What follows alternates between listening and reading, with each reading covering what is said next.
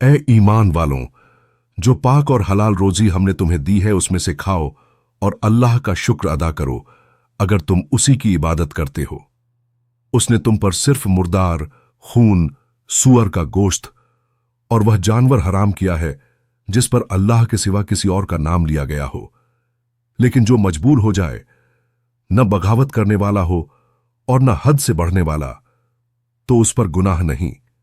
बेशक अल्लाह बड़ा बख्शने वाला, रहम करने वाला है। जो लोग अल्लाह की उतारी हुई किताब को छिपाते हैं और उसके बदले थोड़ी सी कीमत लेते हैं, वे अपने पेट में आग भरते हैं।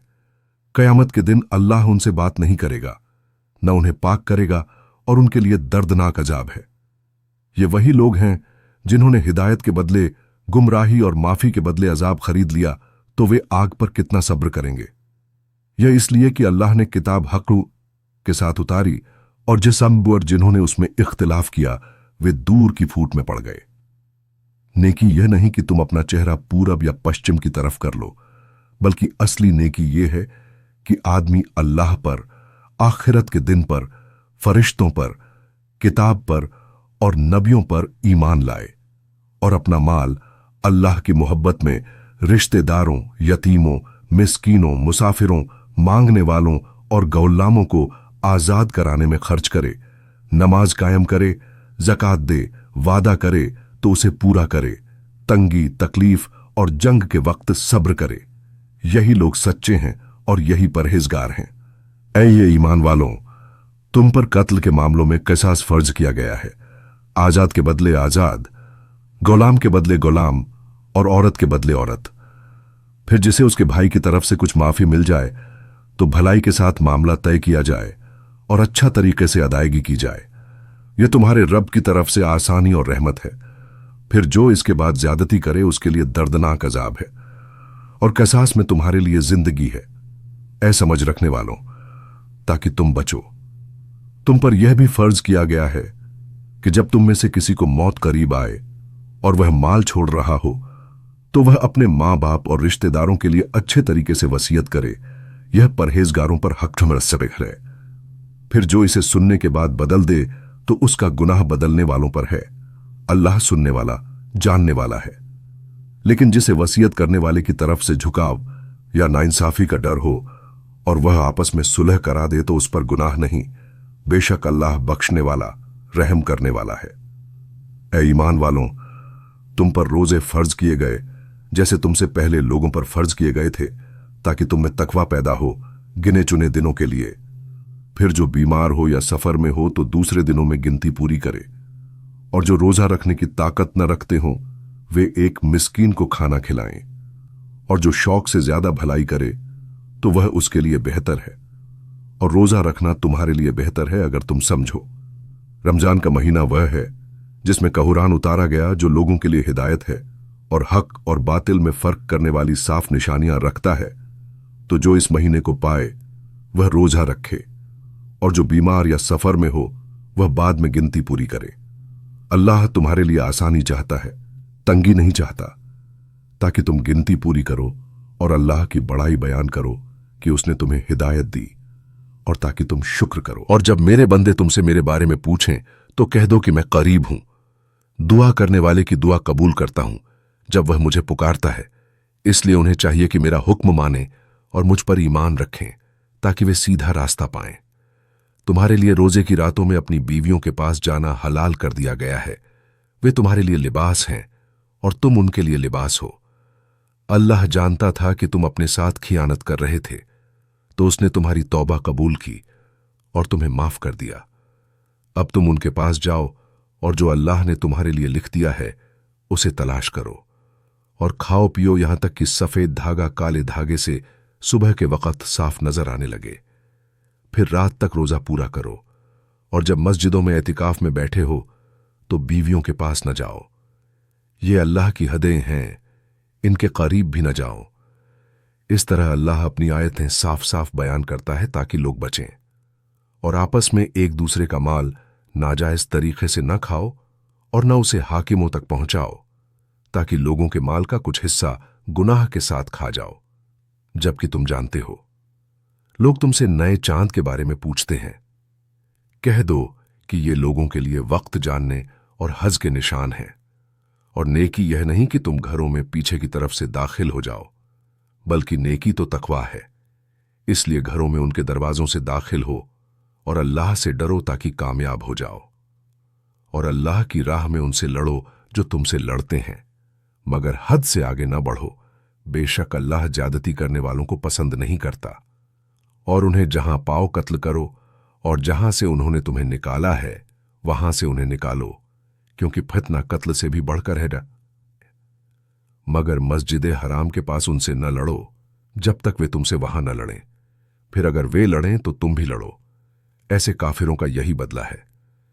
फिर अगर वे रुक जाएं तो अल्लाह बख्शने वाला, रहम करने वाला है। और उनसे लड़ते रहो यहां तक कि फितना बाकी न रहे और दीन सिर्फ अल्लाह को हो। फिर अगर वे रुक जाएं तो जालिमों के सिवा किसी पर ज्यादती नहीं। हराम महीने के बदले है और हुर्मतों का भी किसास है।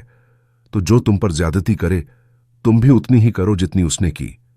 और अल्लाह से डरो और जान लो कि अल्लाह परहेजगारों के साथ है।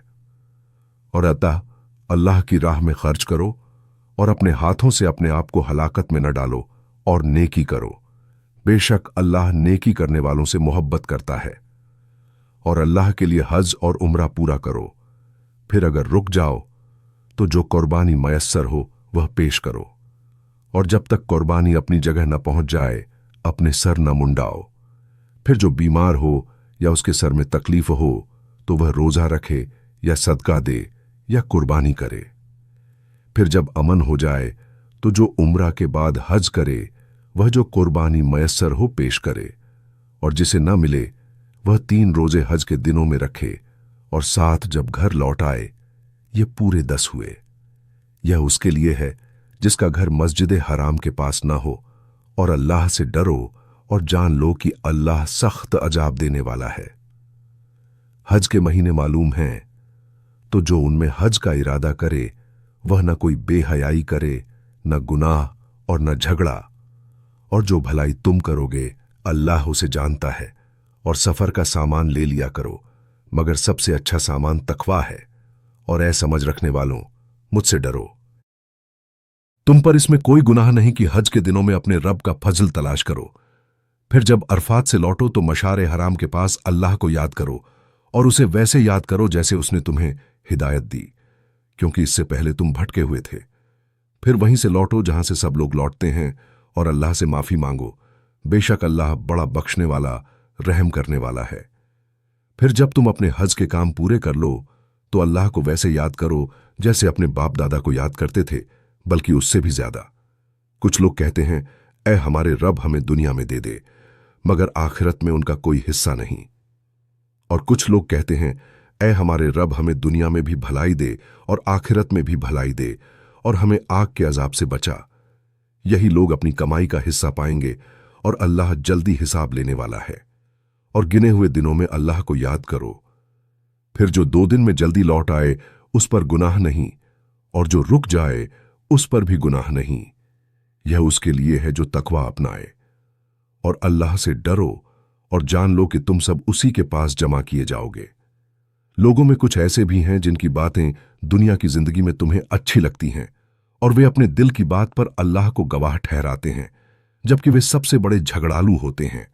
और जब मुड़ते हैं तो जमीन में फसाद फैलाते हैं, खेती और नस्ल को बर्बाद करते हैं। और अल्लाह फसाद को पसंद नहीं करता। और जब उससे कहा जाता है कि अल्लाह से डरो तो घमंड उसे गुनाह पर जमा देता है।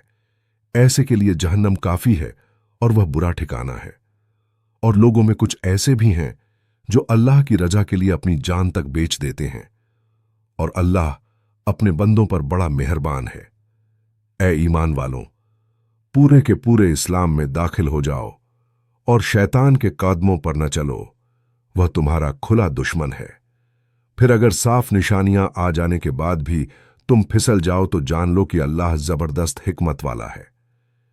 क्या वे सिर्फ इस बात का इंतजार कर रहे हैं कि अल्लाह बादलों के सायों में फरिश्तों के साथ आ जाए और मामला खत्म कर दिया जाए? हालांकि सारे मामले अल्लाह ही की तरफ लौटते हैं। बनी इसराइल से पूछो कि हमने उन्हें कितनी साफ निशानियां दी, और जो अल्लाह की नेमत बदल दे उसके पास पहुंचने के बाद तो अल्लाह सख्त सजा देने वाला है। काफिरों के लिए दुनिया की जिंदगी सजा दी गई है और वे ईमान वालों का मजाक उड़ाते हैं, मगर कयामत के दिन परहेजगार लोग उनके ऊपर होंगे और अल्लाह जिसे चाहता है बेहिसाब रोजी देता है। सब लोग एक ही उम्मत थे, फिर अल्लाह ने नबी भेजे खुशखबरी देने वाले और डर सुनाने वाले, और उनके साथ किताब उतारी ताकि लोगों के बीच उन बातों का फैसला करे जिनमें वे झगड़ते थे, और उसमें इख्तिलाफ उन्हीं लोगों ने किया जिन्हें किताब दी गई थी। साफ दलीलें आ जाने के बाद भी आपस की जिद और बगावत की वजह से फिर अल्लाह ने अपने हुक्म से ईमान वालों को उस सच की तरफ हिदायत दी जिसमें वे झगड़ रहे थे, और अल्लाह जिसे चाहता है सीधा रास्ता दिखा देता है।